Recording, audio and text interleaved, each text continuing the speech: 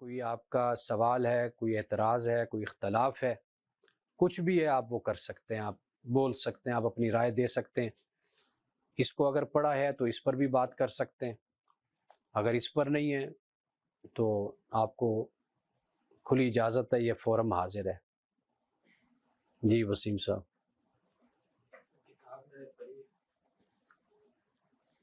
کتاب کے جو شروع میں آپ نے کچھ باتیں لکھی ہیں تو اس سے مجھے ایسا لگا کہ آپ کا کتاب کا جو نتیجہ نکالنا چاہ رہے تھے وہ یہ تھا کہ جو جدید نظریات ہیں اور اس میں سے آپ نے خاص طور پہ جو ہے نا سیاسی نظریہ سیکولرزم کا ذکر کیا کہ اس کو مطلب لے لیں تو کوئی ایسی بات لازم نہیں آتی، لیکن میں اس سے جو ہے نا ڈس ایگری کرنا چاہوں گا کہ سیکولرزم کی تعریف ہی جو ہے نا دین کے بالکل برخلاف کھڑی ہے۔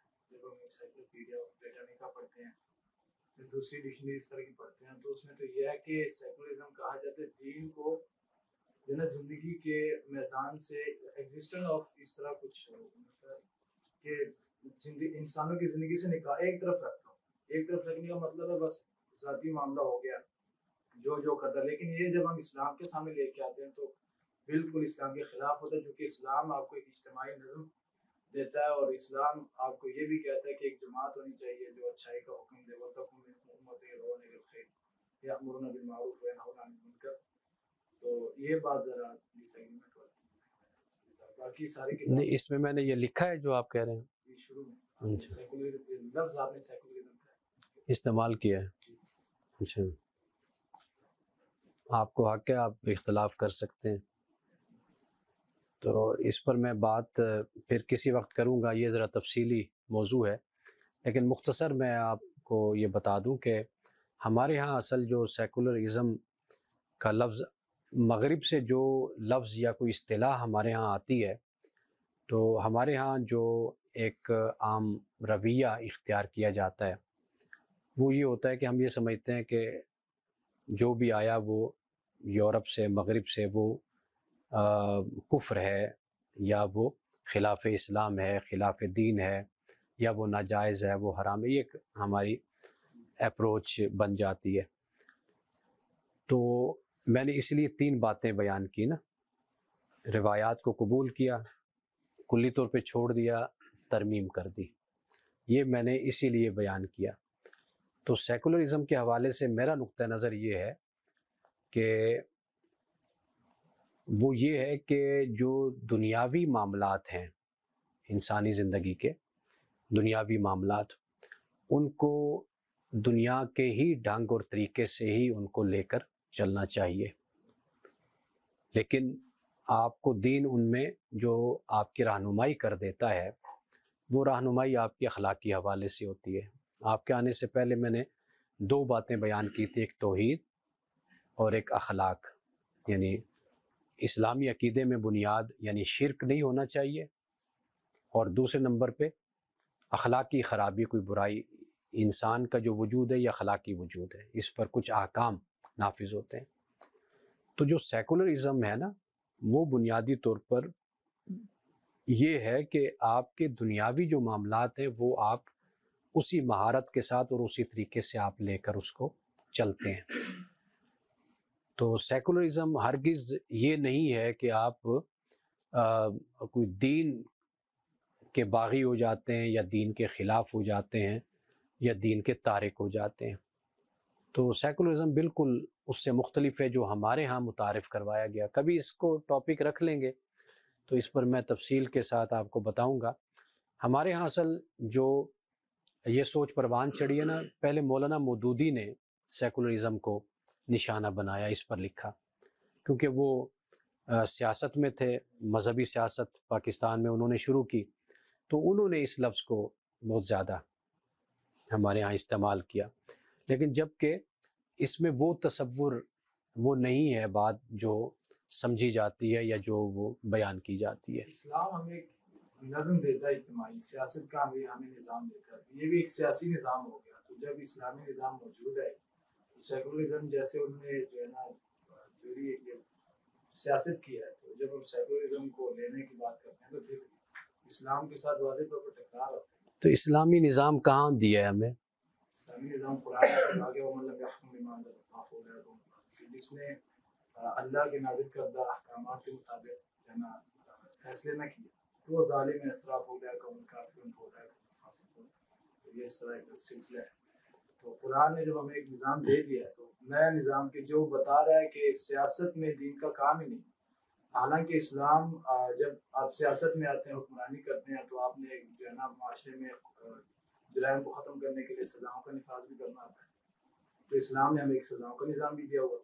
جب ہم سیکولرزم کو لیں گے تو پھر جو ہے نا سزاؤں کا نظام بھی، جب ہم اسلامی سزائیں لیں گے تو پھر سیکولرزم نہیں رہے گا، کیونکہ سیکولرزم تو کہتا ہے کہ اسلام ہے ہی نہیں حکومت میں، اور جب ہم سیکولرزم کو لیں گے تو اسلام نہیں رہے گا۔ یہ آپ کا اپنا ایک مغالطہ ہے، آپ جس انداز سے بیان کر رہے ہیں۔ دیکھیے جو نظام ہے نا، آپ بہت چھوٹا سا لفظ اللہ کے دین کے لیے استعمال کر رہے ہیں۔ یہ جو سسٹم نظام ہے، یہ خدا کے دین کے مقابلے میں بہت ہی چھوٹا سا لفظ ہے۔ یہ استعمال میں تو نہیں کرتا خدا کے دین کے لیے۔ اس کی وجہ یہ ہے کہ جو نظام ہوتا ہے نا، یہ ایک نظریہ ہوتا ہے، نظریہ بدلتا رہتا ہے۔ مثال کے طور پر مارکسزم ہے یا سوشلزم ہے، کمیونزم ہے، فاشزم ہے، ڈیموکریسی ہے، یہ جو ہے یہ سارے نظام ہیں، یہ ایک نظریہ ہے جو آپ کو انسانوں نے دیے۔ تو ہمارے ہاں یہ بڑا مغالطہ ہے کہ ہم اسلام کے لیے بھی نظام کا لفظ استعمال کرتے ہیں۔ نظام متروک ہو جاتا ہے، یعنی آؤٹ ڈیٹڈ ہو جاتا ہے، پرانا ہو جاتا ہے۔ ایک آپ انسانی تاریخ پڑھیں گے، ایک وقت میں انسان اپنے لیے ایک نظام کو چنتا ہے، ایک وقت آتا ہے پھر دوسرے نظام کو چنتا ہے، پھر تیسرے نظام کو چنتا ہے، پھر چوتھے نظام کو۔ تو جو خدا کا دین ہوتا ہے وہ نظام نہیں ہوتا۔ دین ابدالآباد تک ہے، جب تک انسان ہے قیامت تک خدا کا دین ہے۔ انسان کی معاشرت بدل جائے، زمانہ بدل جائے، ثقافت بدل جائے، کچھ بدل جائے، خدا کا دین نہیں بدلتا، وہ ویسے کا ویسے رہتا ہے۔ نظام بدلتے ہیں۔ یہ وہ ہمارے ہاں غلطی کی جاتی ہے کہ ہم خدا کے دین کو بھی ایک نظام بنا کر پیش کرتے ہیں، جیسے اسلامی نظام، اور اسلامی نظام کا پھر نفاذ۔ جب ہم نظام کی بات کرتے ہیں وہ پورا ایک سٹرکچر ہے۔ اب وہ سٹرکچر انسانوں کا بنایا ہوا ہوتا ہے۔ آپ وقت حالات بدلے گیا تو سٹرکچر بدل جائے گا۔ ممکن ہے آج سے صدی ڈیڑھ صدی پہلے جمہوریت نہیں تھی، ڈیموکریسی نہیں تھی، ڈیموکریسی آ گئی، آپ کا یہ پارلیمنٹیرین سسٹم بن گیا، پریزیڈینشل سسٹم بن گیا، یہ سارے سسٹم بن گئے۔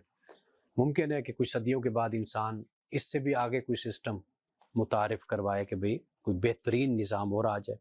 اب وہ نظام ہوگا۔ دین آج سے 1400 سال پہلے، 1500 سال پہلے محمد رسول اللہ صلی اللہ علیہ وسلم لے کر آئے، حضرت آدم لے کر آئے، وہاں سے چلے، اس میں کوئی تبدیلی نہیں ہوئی، نہ ہو سکتی ہے۔ تو اس لیے جب ہم نظام کی بات کرتے ہیں نا، اسلام نے ہمیں کوئی بھی ایسا اسپیسیفک نظام نہیں دیا، سسٹم نہیں دیا۔ چاروں خلفاء ہیں، آپ چاروں خلفاء کو دیکھ لیں کہ وہ ان کا انتخاب مختلف طریقے سے ہو رہا ہے، ٹھیک ہے جی۔ آپ یہ بھی دیکھ لیں کہ رسول اللہ صلی اللہ علیہ وسلم کے دنیا سے تشریف لے جانے کے بعد آپ دیکھیے کہ قبائلی نظام تھا، وہاں پر ٹرائبل سسٹم تھا نا۔ اس ٹرائبل سسٹم میں اللہ کا دین موجود رہا، لوگ اس پر عمل کرتے رہے۔ چونکہ مسلمانوں کی اکثریت تھی تو واضح بات ہے جہاں پر مسلمانوں کو میجورٹی حاصل ہوگی وہ اپنی زندگی دین کے مطابق گزاریں گے۔ اب اس میں ان کے احکام بھی آ جاتے ہیں، وہ سیاسی احکام ہو سکتے ہیں، وہ معاشرتی احکام ہو سکتے ہیں، وہ جزا و سزا سے متعلق ہو سکتے ہیں، اور بہت کچھ ہو سکتا ہے۔ جہاں جہاں اللہ نے رہنمائی کی وہ اس کے مطابق اس کو نافذ کرتے ہیں، زندگی گزارتے ہیں۔ تو خدا کے دین کے لیے جو نظام کا لفظ ہے نا، یہ میں سمجھتا ہوں بہت چھوٹا سا یہ لفظ ہے۔ اس سے بڑے مسائل پھر ہمارے ہاں پیدا ہوتے ہیں۔ سب سے بڑا مسئلہ جو ہمارے ہاں پیدا ہوا وہ یہ ہے کہ ہم ڈیموکریسی کے، جمہوریت کے خلاف، یہ مغربی نظام ہے۔ اب وہ مغربی نظام ہے، ہم کیا لائیں گے جی؟ اسلامی نظام لائیں گے۔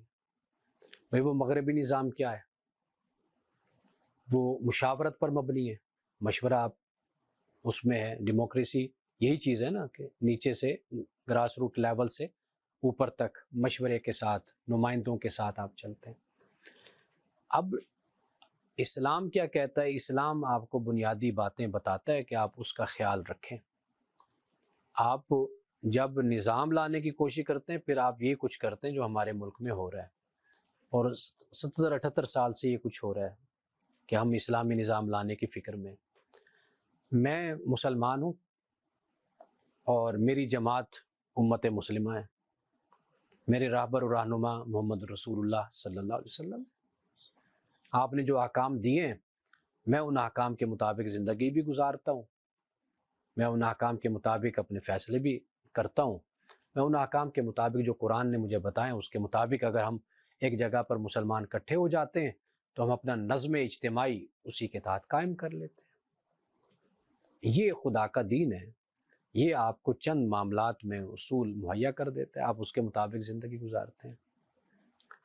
تو میں ذاتی طور پر اس لفظ سے اختلاف کرتا ہوں کہ یہ نظام جو ہے، یہ سسٹم، یہ بہت چھوٹا سا لفظ ہے۔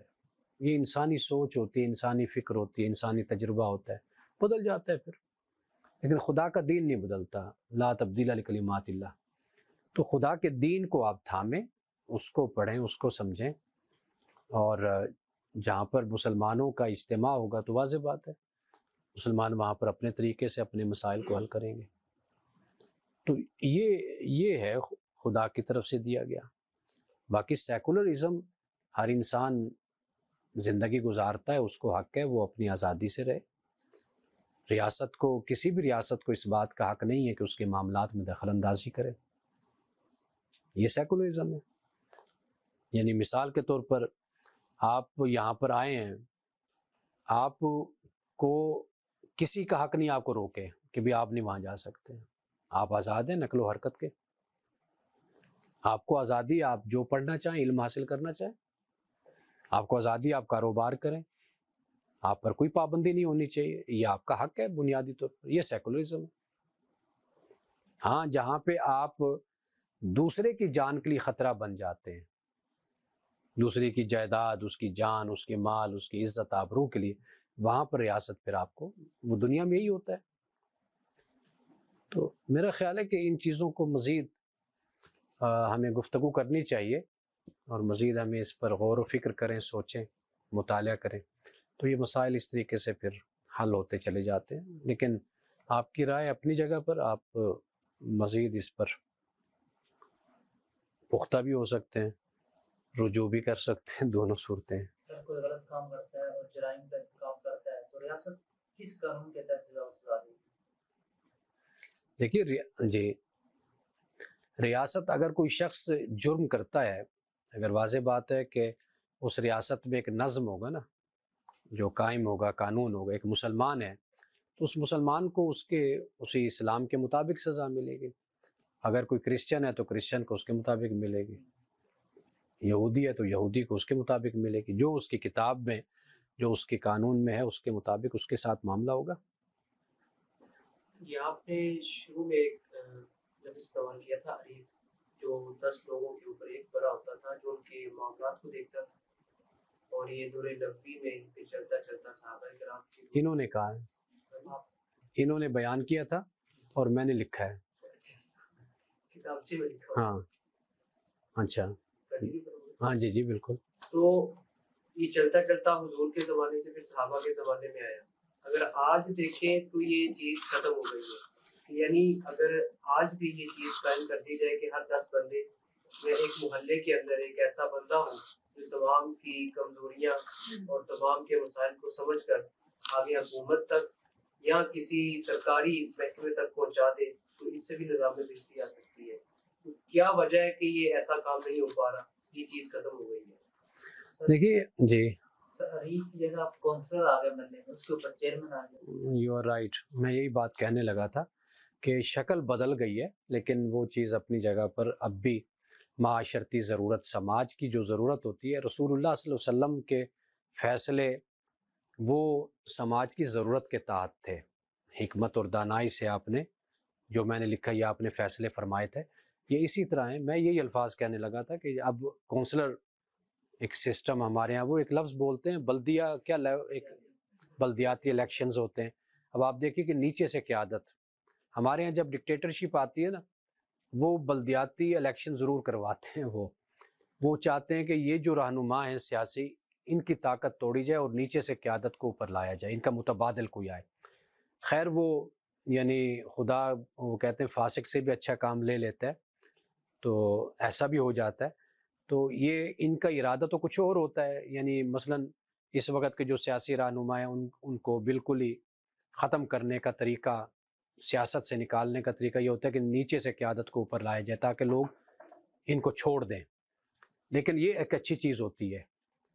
اور یہ وہ بات ہے کہ جس طرح کونسلر ہے، اب وہ ایک بہت مختصر علاقہ ہوتا ہے چھوٹا، جس پر وہ آسانی کے ساتھ ان کے مسائل کا جائزہ، پھر ان پر ایک چیئرمین بھی ہوتا ہے، پھر اسی طریقے سے ایم پی اے تک بات جاتی ہے، پھر ایم این اے تک. آپ کیا کہہ رہے ہیں؟ ہاں، ایم پی اے، پھر ایم این اے، پھر ان پر ایک وزیر بھی. اب M P A M N A جو ہیں، اب ایم پی اے نہیں آتا اپنے علاقے میں، کم آتا ہے، یا ایم این اے تو جب آئے گا جب اس نے ووٹ لینا ہوتا ہے. یہ جو نیچے سے قیادت ہوتی ہے نا کونسلر، یہ اصل میں وہ قیادت ہوتی ہے جو ان مسائل کو حل کرتی ہے اور ان مسائل کو دیکھتی ہے. تو یہ ہمارے ہاں نہیں ہے. یہ وہی ہو جاتا ہے جو غالباً عرافہ ہے یا عریف کا ہے. جی یعنی عریف کہا جاتا ہے. ہاں جی. تو یہ جو ہے یہ آغاز میں ہی یہ چیز موجود ہے. تو یہ آپ اپنے دیکھیں، یہ وہی بات آ جاتی ہے جو میں وسیم سے بھی کہہ رہا ہوں کہ یہ وہ نظم ہے، یہ وہ نظام ہے کہ جو آپ اپنے سماج، اپنے حالات اور زمانے کے مطابق وضع کرتے ہیں. جیسے یورپ نے وضع کیا جمہوریت جس کو ہم کہتے ہیں، وہ بھی یہی کچھ ہے سارا، کہ نیچے سے اوپر تک سارا نظام جاتا ہے.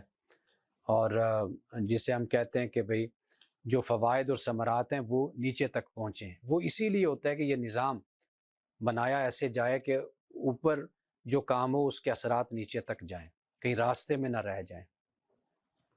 تو رسول اللہ صلی اللہ علیہ وسلم نے، اب یہ وہ کچھ تھا جو زمانہ جاہلیت میں بھی تھا، اور اس میں بہت کچھ ایسی باتیں تھیں کہ رسول اللہ صلی اللہ علیہ وسلم نے اس کو ایز اٹ از اسی طرح آپ نے قبول فرمایا. جیسے حلف الفضول آپ دیکھ لیں کہ محلے کے لوگوں، نوجوانوں نے ایک جماعت بنائی تھی کہ بھئی مظلوم کی ہم مدد کریں گے. پھر ابو جہل سے جا کر بات کر کے وہ پیسے لے کر دیے تھے نا مظلوم کو، جو وکٹم تھا. تو یہ وہ چیزیں ہیں جو آپ اپنے حالات ماحول کے مطابق اب ان کو ہی آپ اسلام بنا لیں گے تو پھر اعتراضات تو اٹھیں گے نا، مسائل تو پیدا ہوں گے.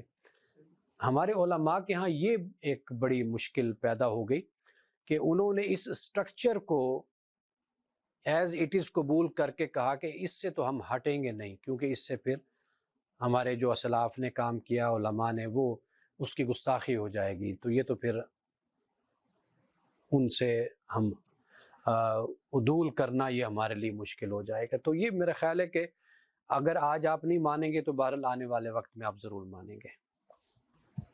کتاب پڑھی ماشاءاللہ اچھی ہے، لیکن یہاں میں جو آپ نتیجہ نکال رہے ہیں کہ اسلام میں وہ سب کچھ ہے جو جاہلیت میں تھا، اور اسلام نے وہ اچھا لگا اور اسلام نے وہ لے لیا، اور جو جاہلیت میں برا تھا وہ اسلام نے چھوڑ دیا.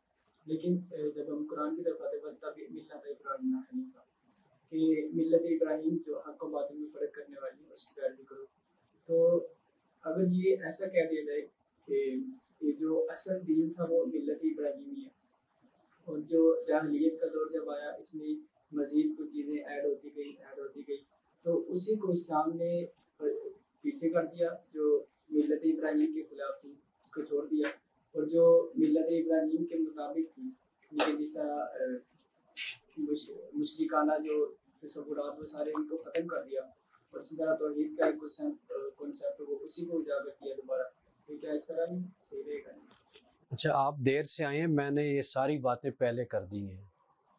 میں نے یہ اسی پر ہی روشنی ڈالی تھی. جو آپ نے اچھا کیا، آپ نے کچھ مزید اس کی وضاحت کر دی کہ دین جو ہے وہ تو ایک ہی ہے آدم سے، صرف ابراہیم نہیں، حضرت آدم علیہ السلام سے بھی ہم شروع کریں تو شرع لکم من الدین ما وصی به نوحا والذی اوحینا الیک وما وصینا بابراہیم وموسیٰ وعیسیٰ ان اقیموا الدین. اب یہ سارے پیغمبروں کا ذکر ہو گیا. تو دین تو سب میں وہی ہے. اگر آپ احادیث کی کتب پڑھیں اس میں دیکھیں صحابہ اسلام سے پہلے بھی کئی اشارے انہوں نے دیے ہیں. حضرت ابو ذر غفاری کہتے ہیں وضو کے متعلق ہم جانتے تھے. یہ چیزیں پہلے کچھ نہ کچھ نشانات، نماز اور یہ سارا کچھ موجود تھا، پڑھتے تھے. اب جو میں بتانا چاہتا ہوں نا، جو میں نے پہلے بھی ایک دفعہ میں پھر دہرا دیتا ہوں کہ یہ جتنا بھی سٹرکچر بنایا گیا ان کو قبول کرنے کی وجہ کیا تھی؟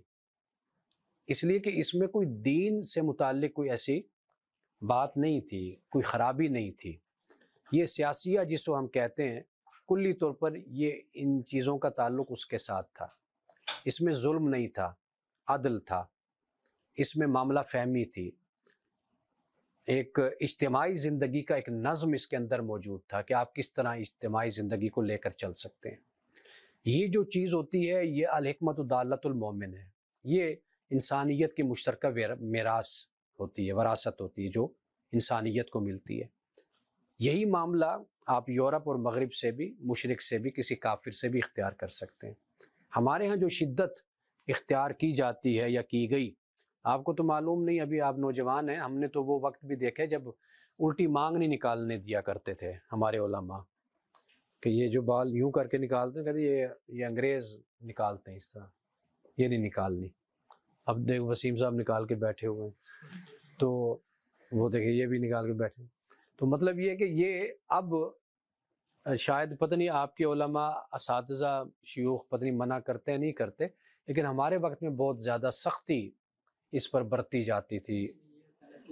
ایک تو وہ پوری طرح اس کا شعار ہوتا ہے، جس طرح مشرقین کا جو شعار تھا اس طرح کافروں کا شعار ہے، لیکن اب ان کا شعار نہیں رہا. جس طرح شروع میں پینٹ کوٹ کا جو اچھا، اب دیکھیں شعار کا فیصلہ بھی خود کرنا ہے انہوں نے کہ نہیں رہا. یعنی ماشاءاللہ یہ ساری دنیا گھوم کر آ جاتے ہیں، پھر اس کے بعد فتویٰ دیتے ہیں کہ شعار نہیں رہا، امتیاز نہیں رہا. اب اس طرح امتیازات مٹاتے جائیں گے. یہ آپ واضح بات کہیں نا کہ یہ چیز ثقافت ہے، اس کا تعلق کلچر سے ہے، دین سے نہیں ہے. دین آپ کو منع کرتا ہے جہاں پر نعوذ باللہ آپ شرک کرتے ہیں. دین وہاں پر منع کرتا ہے جہاں پر شراب ہے، جہاں پر زنا ہے، جہاں پر بے حیائی ہے. اب واضح بات، دین کے اصول بیان کریں نا. آپ اپنے وقت اور حالات کے اجتہادات اور فتاویٰ کو نقل کر کے اس کو لے کر آگے چلتے رہتے ہیں، اور تشبہ کا مطلب جو ان سے وہ کچھ نہ کچھ بنو کر آپ اپنا کام چلاتے ہیں. تو یہ طریقہ جو ان سے ہے یہ نامناسب ہے نا. اب دیکھیں ٹائی لگا لیتے ہیں. اب ٹائی پر میں نے لکھا ہے، آپ نے پڑھا ہوگا فیس بک پر، ہمارے علماء کے بڑے سخت فتوے ہیں اس پر، ٹائی پر، کہ یہ حرام ہے، یہ کرسچن قوم کے ساتھ اس کی مماثلت ہے، یہ نہیں لگانی چاہیے. میں نے آپ کو بتایا کہ ہم نے تو مارے کھائی ہیں اس پر کہ بھئی آپ نے ٹیڑھی مانگ کیوں نکالی ہوئی ہے، یہ آپ نے اپنا پینٹ کیوں پہنی ہوئی ہے. ہم نے تو اس پر، ہمیں کوئی اذان نہیں مسجد میں دینے دیتا تھا.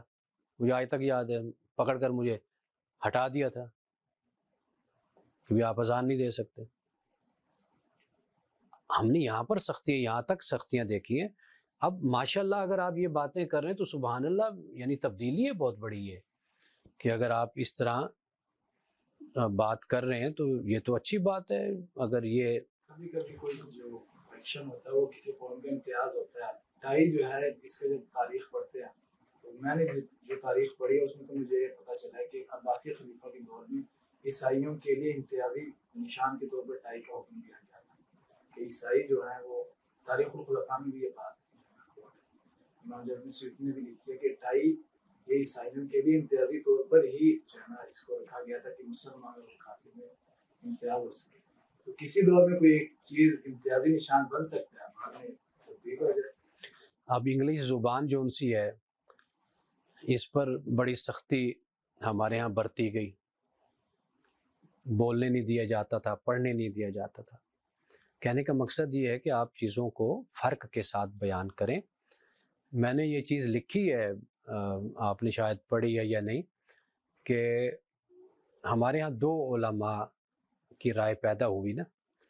اصل جو مسئلہ پیدا ہوا بر صغیر کے مسلمانوں کا، وہ ان کی مذہبی شناخت کا مسئلہ پیدا ہوا.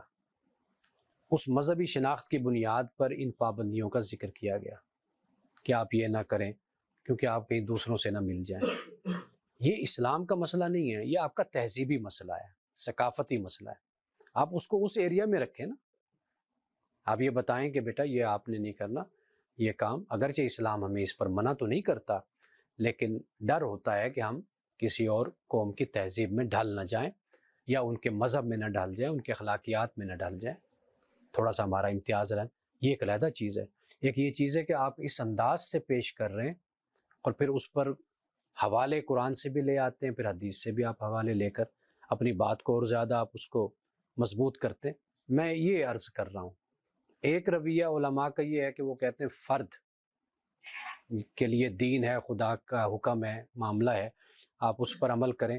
جو چیزیں اجتہادات ہیں، علماء کی آراء ہیں، ان کے فتاوی ہیں، وہ اس کو علیحدہ آپ رکھ کر آپ اس کو دیکھیے کہ وہ اپنے زمانے اور حالات چلیں۔ آپ کی اسی بات کو جو آپ نے اچھا میرے علم میں اضافہ کیا کہ عباسی دور میں ٹائی اگر متعارف ہوئی اور فرق کرنے کے لیے کرسچن میں اور مسلمان میں ٹائی کو متعارف کروائے، بہت اچھی بات، لیکن یہ بات ہو نا پھر بتائی جائے نا کہ جی یہ کوئی، اب نورانی صاحب کے سامنے ایک نوجوان کو ایک عالم نے ڈانٹا، میں نے لکھا ہے، اور ڈانٹا کیا کہ بھائی کہا کہ یہ حرام ہے، تم نے یہ ٹائی لگائی، اتارو اس کو، بلکہ وہ بیان کر اتار کے بدلے پھینک دی انہوں نے غصے میں کہ یہ تم نے یہ کیا کرسچن کا مذہبی نشان لگایا ہو۔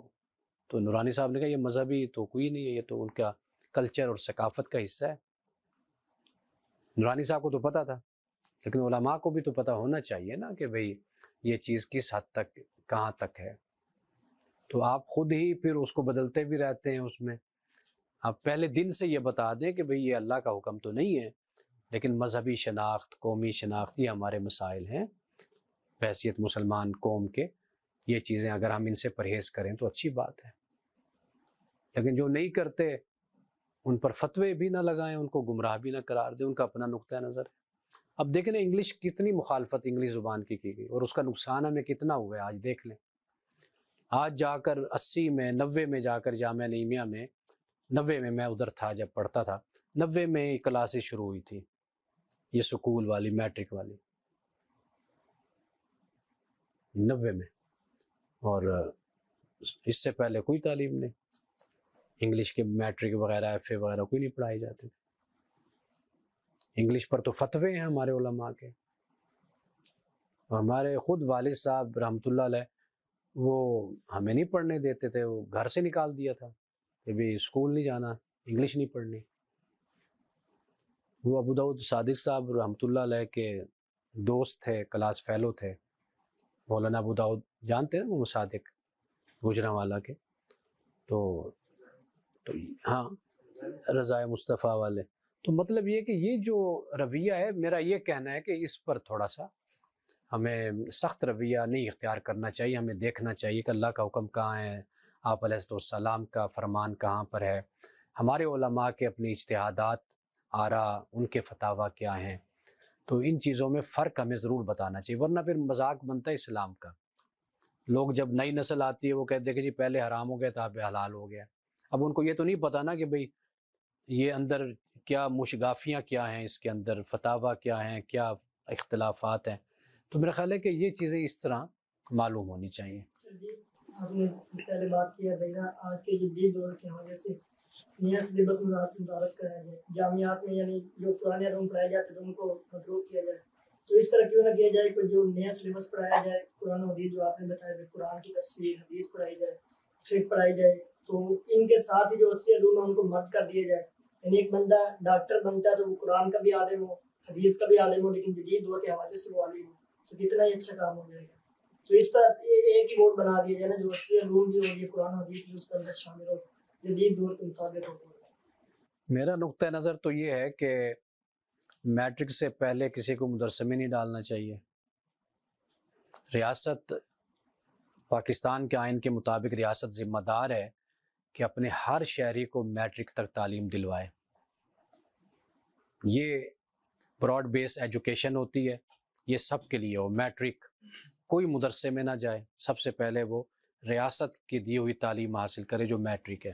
اس میں اسلامیات بھی ہوتی ہے، اس میں جو بھی یہ سبجیکٹس ہوتے ہیں اس کے بنیادی طور پر وہ تعلیم لے. ایک تو یہ بات ہے، ٹھیک ہے نا جی، کہ میٹرک جو ان سی ہے وہ سب کے لیے ہو. یہ ریاست کی ذمہ داری، کوئی مدرسے میں نہ جائے، کوئی کسی اور جگہ نہ جائے، صرف پہلے یہ تعلیم حاصل کرے جہاں پر بھی ہو. چاہے مدرسہ بھی ہے نا، مدرسے میں بھی پہلے میٹرک کروائی جائے. ایک تو یہ بات ذہن میں رکھ لیں.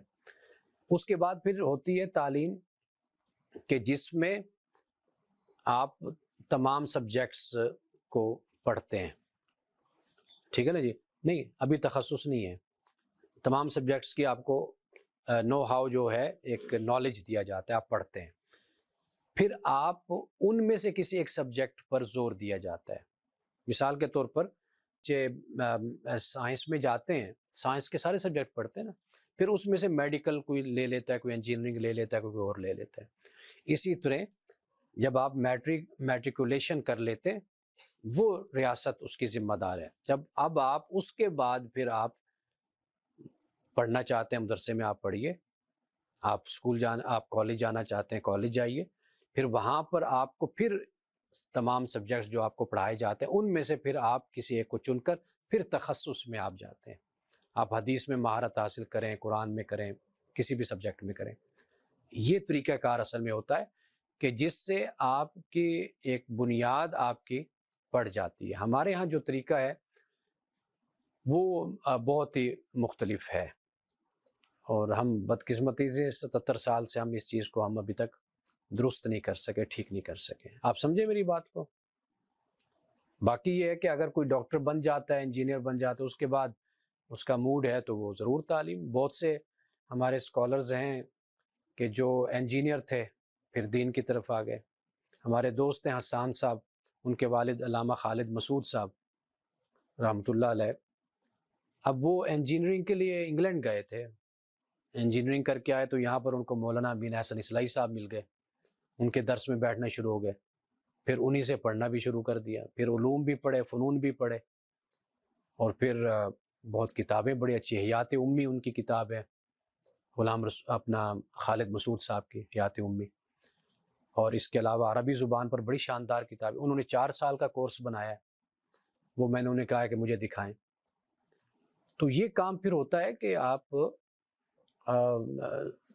میں ذاتی طور پہ یہ سمجھتا ہوں کہ اگر آپ کے پاس جدید تعلیم ہے نا، تو پھر اگر آپ دینی تعلیم بھی لے رہے ہیں، اس کے بعد آپ کا جو ایکسپوجر ہوگا وہ مجھ سے کہیں بہتر ہوگا. وہ جو میں نے پہلے بات کی، آپ نہیں آئے تھے اس وقت، کہ شاید بیٹھے ہوئے تھے، کہ ٹرمینالوجیز، اصطلاحات ہم اس سے بھی واقف نہیں ہیں نوجوان نسل کے. آپ کے پاس کوئی نوجوان آئے جو یونیورسٹی سے پڑھا ہوا، تو آپ کی اصطلاحات دوسری ہوں گی، اس کی اصطلاحات دوسری ہوں گی، ٹرمینالوجیز کا بھی اختلاف ہو جاتا ہے. تو اس لیے میں سمجھتا ہوں کہ جدید اسکالر اگر ہو نا، جو ڈاکٹر ہیں، انجینئر، وہ پڑھتے ہیں پھر وہ دین کی طرف بھی آئیں، تو وہ مجھ جیسے سے زیادہ دین کا کام، دین کی خدمت وہ کر سکتے ہیں. صحیح آپ کہتے ہیں کہ جو ہے نا میٹرک تک جو ہے نا سب کو پہلے جو ہے نا تعلیم حاصل کرنی چاہیے. ہم تھوڑی یعنی کہ زمانہ پیچھے چلے جائیں تو یہ میٹرک تو تھی نہیں، اور اگر آج کے دور کی بھی میٹرک دیکھیں تو ہماری زندگی میں اس کا کوئی بھی زیادہ کام یا اثر نظر نہیں آ رہا. میتھ ہے، اس کے فارمولے پڑھائے جاتے ہیں، بچے کو وہ جو ہے نا یہاں پہ رول دیا جاتا ہے، اور وہ دین کیا نام ہے تعلیم سے بھی متنفر ہو جاتا ہے. اس کا کام کوئی نظر نہیں آتا. پھر اگر میٹرک بچہ کر لیتا ہے تو اس کے بعد کیا کوئی پتہ ہے کہ وہ دین کے ساتھ وابستہ رہے گا یا نہیں، یا اس کا دل کرے گا سیکھنے کا یا نہیں؟ اچھا، پہلی بات تو یہ ہے کہ اگر پہلے میٹرک مدرسے اسکول نہیں تھے، پہلے مدرسے بھی نہیں تھے نا، یہ بھی تعلیم تو جو دی جا رہی تھی وہ دین کے لیے نہیں، ایسا نہیں تھا. آپ کو میں بتاؤں کہ جو یہ درس نظامی ہے نا، اگر اس کا بھی سیلیبس آپ پڑھیں نا، یہ اس طرح تھا جیسے CSS آج کرتے ہیں نا لوگ، یہ سرکاری نوکری کے لیے درس نظامی تھا. یعنی لوگ کمشنر لگنا اور مجسٹریٹ لگنا، اس کے لیے درس نظامی پڑھا کرتے تھے مغلیہ دور میں. پھر بعد میں جو یہ شروع ہوا، آپ علامہ فضل خیر آبادی کو اگر آپ پڑھیں تو وہ ایک سرکاری نوکری کرتے تھے، جاب کرتے تھے وہ. تو وہ یہی طریقہ تعلیم تھا جو آج آپ پڑھ رہے ہیں نا. لیکن یہ چونکہ اس دور کے تقاضوں کے بھی مطابق تھا اور اس میں اور دیگر علوم بھی شامل تھے جو آج ہمارے ہاں وہ شامل نہیں ہیں علوم۔ تو میں نے جو میٹرک کی بات کی نا، دیکھیے اب اگر آپ میٹرک کرتے ہیں اس نظام کو بھی بدلنے کی، یہ نہیں کہ میں کلی طور پر کوئی اس سے متفق ہوں۔ اب دیکھیے آپ اردو پڑھ لیتے ہیں، اس میں اردو آ جاتی ہے، ٹھیک ہے نا، اس میں تھوڑی بہت انگلش آپ کو لکھنا بولنا وہ آپ کی شامل ہو جاتی ہے۔ پھر اس کے ساتھ ساتھ آپ دیکھیے کچھ ریاضی میتھ وغیرہ وہ آپ کی اچھی ہو جاتی ہے۔ سائنس کا کوئی سبجیکٹ ہوتا ہے، ایک جنرل سائنس ہوتی ہے، کوئی تھوڑی بہت آپ کو دنیا سے واقفیت اور تعلق آپ کا بن جاتا ہے۔ ایسے بہت کچھ ہوتے ہیں جو ایک آپ کو ایک معاشرے کے متعلق، سماج کے متعلق اور سسٹم کے متعلق تھوڑا بہت آپ کو چیزیں معلوم ہو جاتی ہیں۔ تو یہ سارا کچھ آپ کو میٹرک میں کم از کم اتنا ہے کہ آپ کو یہ چیزیں معلوم ہو جاتی ہیں۔ میرا کہنے کا جو مقصد تھا نا وہ یہ تھا کہ پاکستان کے کانسٹیٹیوشن میں میٹرک تک تعلیم جو ہے یہ ریاست کی ذمہ داری ہے، ریاست دلوائے گی۔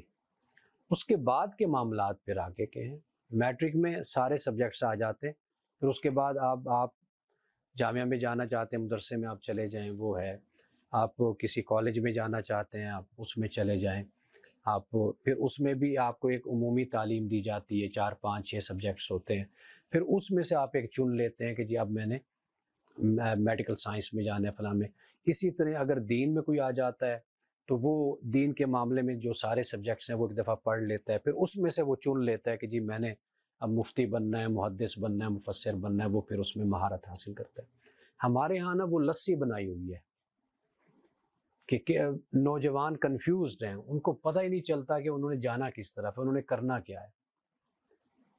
اب جو بیچارے مدرسوں تک رہ گئے وہ پھر پریشان ہوتے ہیں، جو ذرا تھوڑا سا تڑکا لگا لیتے ہیں یونیورسٹیز کا اور دنیاوی تعلیم کا، وہ پھر یہ ہے کہ کہیں یونیورسٹی پروفیسر بن گئے، کالج میں بن گئے، اسکول میں چلے گئے، چلو وہ تھوڑا سا ان کی جاب کا ایک سسٹم بن جاتا ہے۔ تو یہ کچھ اس طریقے کا نظام تعلیم ہمیں وضع کرنا چاہیے، ہمیں بنانا چاہیے کہ جس میں ہم اپنے معاشرے میں ہم فائدہ مند تو ثابت ہو نا۔ اب یہ جو مدرسوں میں یہ علیحدہ ہی مخلوق تیار ہوتی ہے، بالکل علیحدہ، آپ دیکھ لیں ان کی دنیا ہی علیحدہ، ان کے موضوعات ہی علیحدہ، ان کی گفتگو ہی علیحدہ، ان کو ایسے لگتا ہے عوام سے کوئی تعلق ہی نہیں ہے، بالکل کٹے ہوئے ہوتے ہیں لوگ۔ یہ جو چیز ہے یہ بڑی خطرناک چیز ہے۔ آپ کو سوسائٹی میں ابزورب ہونا چاہیے، جذب ہونا چاہیے، سوسائٹی میں جانا چاہیے۔ جیسے حضرت امام اعظم ابو حنیفہ تھے، کاروبار کرتے تھے، تو معلوم نہیں ہے کہ یہ ہم نے جو شکل بنائی ہے یہ ہم نے کہاں سے بنا لی ہے۔ اس کا تو کوئی تصور ہمارے ہاں نہیں رہا، کبھی بھی نہیں رہا۔ یہ تو انگریز کے بعد آنے سے یہ سارے معاملات بگڑے ہیں کہ ہم نے اپنے آپ کو زیادہ مولوی بنا لیا ہے۔ ہم اتنے مولوی بھی نہیں تھے، سیدھے سادھے مسلمان تھے، زندگی گزارتے۔ مولوی کی اپنا انگریز کی ضد میں ہم سارا کچھ جو ان سے زیادہ ہم نے چیزوں کو حساسیت کے ساتھ لیا ہے، تو وہ جو سینسٹیویٹی ہے اصل میں اس نے ہمیں اپنے خولوں میں بند کر دیا۔ ہم اب ڈرتے ہیں، ہم سمجھتے ہیں یار اس سے نکلے نا تو ہم کہیں ہم گمراہ نہ ہو جائیں، کافر نہ ہو جائیں، ہم یہ نہ ہو جائیں، وہ نہ ہو جائیں، ہم اس خوف میں رہتے ہیں۔ تو اس خوف سے ہم نکلیں، اپنے معاشرے کو دیکھیں، سوسائٹی کو، ہم ان کی ضرورت کتنی پوری کر سکتے ہیں، نوجوانوں کی، اپنے لوگوں کی۔ ہم نے ان کی پیغمبر اپنی قوم کی طرف ہی آیا کرتے تھے نا، کوئی خاص لوگوں کی طرف تو نہیں تھے کہ یہ طبقہ ہے بس، یہ پوری قوم کی طرف آتے تھے۔ تو آپ بھی پوری قوم کے لیے ہیں، تو آپ اپنے آپ کو اس طریقے سے بنائیں کہ لوگ آپ سے استفادہ کریں، آپ سے فائدہ اٹھائیں۔ اچھا ماشاءاللہ، ڈیسیژن ہے آپ نے پہلے اپروول لے لی یا قریباً یونیورسٹی وغیرہ سے، یا خود اپنے میں کام کر رہے ہیں ابھی اس پر، رمضان کے بعد آپ ہاں سٹارٹ کریں گے۔ ہم نے اپروول ہمیں کس سے لینی ہوتی ہے اپروول؟ شاید وہ بات کر رہے ہیں نا کہ مدارس نہیں، وہ ہم نہیں، اس سے نہیں، ہمارا وہ نہیں۔ ہم اس کو اپنی اس کو ہم جامعہ ازہر کے ساتھ ایفیلیٹ کریں گے۔ چونکہ ہمارے پاس ان کے اساتذہ آتے ہیں، ان سے میں نے بات بھی کی، ان کا اتنا کوئی مشکل نہیں ہے یہ، تو ہمارے یہاں سے اسٹوڈنٹ ادھر بھی جا سکتے ہیں۔ اگر ہمیں اللہ نے توفیق دی مزید تو ہم کسی یورپ کی یونیورسٹی کے ساتھ بھی بات کر کے ان کا جو ڈپارٹمنٹ مذہب کا ہوتا ہے، ریلیجن کا، اس میں بھی اپنے اسٹوڈنٹ ہم بھیجیں گے۔ تو انشاءاللہ ہم اچھا کام کریں گے اس پر.